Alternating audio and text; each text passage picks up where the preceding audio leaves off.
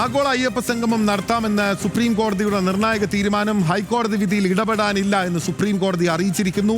ഷബ്ന സിയാദ് നമുക്കൊപ്പം ചേരുകയാണ്. ഷബ്ന, സർക്കാരിന് വലിയ ആശ്വാസം. ആഗോള അയ്യപ്പ സംഗമവുമായി സർക്കാരിന് ഇനി സുധൈര്യം മുന്നോട്ട് പോകാം. തീർച്ചയായും സുപ്രീം കോടതിയിൽ ആഗോള അയ്യപ്പ സംഗമം ചോദ്യം ചെയ്ത് നൽകിയിട്ടുള്ള ഹർജികൾ സുപ്രീം കോടതി തള്ളിയിരിക്കുന്നു.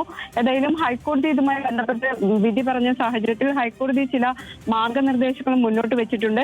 ഇത് പാലിച്ച് അയ്യപ്പ സംഗമം നടത്താം എന്ന് തന്നെയാണ് സുപ്രീം കോടതി ഇപ്പോൾ വ്യക്തമാക്കിയിട്ടുള്ളത്. ആഗോള അയ്യപ്പ സംഗമം നടത്തുന്നതിനെതിരെ ഹൈക്കോടതിയിൽ നിരവധി ഹർജികൾ എത്തിയിരുന്നു. എന്നാൽ ഇതിൽ പമ്പ തീരത്ത് പരിസ്ഥിതി മലിനീകരണം അടക്കമുള്ള പ്രശ്നങ്ങൾ ഉണ്ടാകരുത് എന്ന് ചൂണ്ടിക്കാണിച്ച് ചില കർശന മാർഗനിർദ്ദേശങ്ങൾ പുറപ്പെടുവിച്ച് ഹൈക്കോടതി ഇതിന് അനുമതി നൽകിയിരുന്നു. എന്നാൽ അത്തരം ഒരു ഇടക്കാല ഉത്തരവ് വേണം, അല്ലെങ്കിൽ ഈ അയ്യപ്പ സംഗമം നടത്തുന്നത് സ്റ്റേ ചെയ്യണം എന്നൊരു ആവശ്യം ഉന്നയിച്ചായിരുന്നു ഹർജി. ഏതായാലും സുപ്രീം കോടതി ഇപ്പോൾ ഈ ഹർജികൾ തള്ളിയിരിക്കുന്നു. ഹൈക്കോടതിയുടെ മാർഗനിർദ്ദേശങ്ങൾ പാലിച്ച് അയ്യപ്പ സംഗമം നടത്താം എന്നതാണ് സുപ്രീം കോടതിയുടെ നിർദ്ദേശം.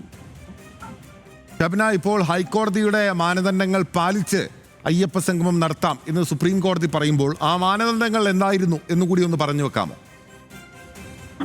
ബിനിൽ, പമ്പ തീരത്തടക്കം പരിസ്ഥിതിക്ക് ദോഷം വരുന്ന രീതിയിൽ അത്തരത്തിലുള്ള പരിസ്ഥിതി ദോഷം വരുന്ന രീതിയിലുള്ള പ്രവർത്തനങ്ങൾ ഉണ്ടാകരുത് എന്ന് കോടതി കർശനമായി നിർദ്ദേശം നൽകിയിരുന്നു. അതോടൊപ്പം തന്നെ ഈ ആളുകളുടെ സുരക്ഷ, ഇതിൽ നിരവധി ആളുകൾ പങ്കെടുക്കുന്നതാണ്, അവരുടെ സുരക്ഷ ഉറപ്പാക്കണം. മറ്റൊന്ന് വനം മേഖലയാണ്, വനം മേഖലയിൽ മറ്റ് പ്രശ്നങ്ങൾ ഉണ്ടാകരുത്. അതോടൊപ്പം തന്നെ സ്ഥിരമായി എത്തുന്ന അയ്യപ്പന്മാർക്ക് അല്ലെങ്കിൽ ഭക്തർ ശബരിമലയിൽ എത്തുന്ന മറ്റ് ഭക്തർക്ക് യാതൊരുവിധ തടസ്സങ്ങളും ഉണ്ടാകരുത് തുടങ്ങിയ കാര്യങ്ങളായിരുന്നു ഹൈക്കോടതി നിർദ്ദേശിച്ചിരുന്നത്. അതോടൊപ്പം സാമ്പത്തിക ഫണ്ടുമായി ബന്ധപ്പെട്ട കാര്യങ്ങൾ, അതിൽ സുതാര്യത വേണം. ഇതിന്റെ റിപ്പോർട്ട്, ഫണ്ടുമായി ബന്ധപ്പെട്ട കാര്യങ്ങളുടെ റിപ്പോർട്ട് ശബരിമല സ്പെഷ്യൽ കമ്മീഷണർ ഹൈക്കോടതിക്ക് സമർപ്പിക്കണം തുടങ്ങിയ കാര്യങ്ങൾ നിർദ്ദേശിച്ചാണ് അയ്യപ്പ സംഗമത്തിന് ഹൈക്കോടതി അനുമതി നൽകിയിരുന്നത്.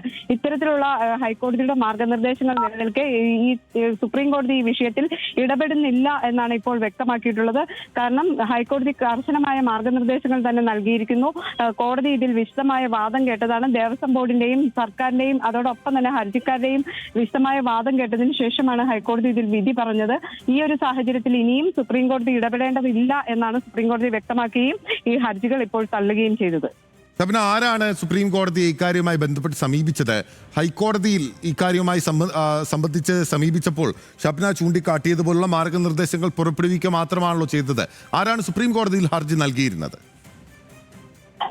ബിനിൽ, അത് കളമശ്ശേരി സ്വദേശി ഒരു നന്ദകുമാർ ഉൾപ്പെടെയുള്ള നിരവധി പേർ ഇത്തരത്തിൽ സ്വകാര്യ ഹർജികളുമായി കോടതിയെ സമീപിച്ചിരുന്നു. അതോടൊപ്പം തന്നെ ചില അഭിഭാഷകർ അടക്കമുള്ളവരും കോടതിയെ സമീപിക്കുകയും ചെയ്തിരുന്നു.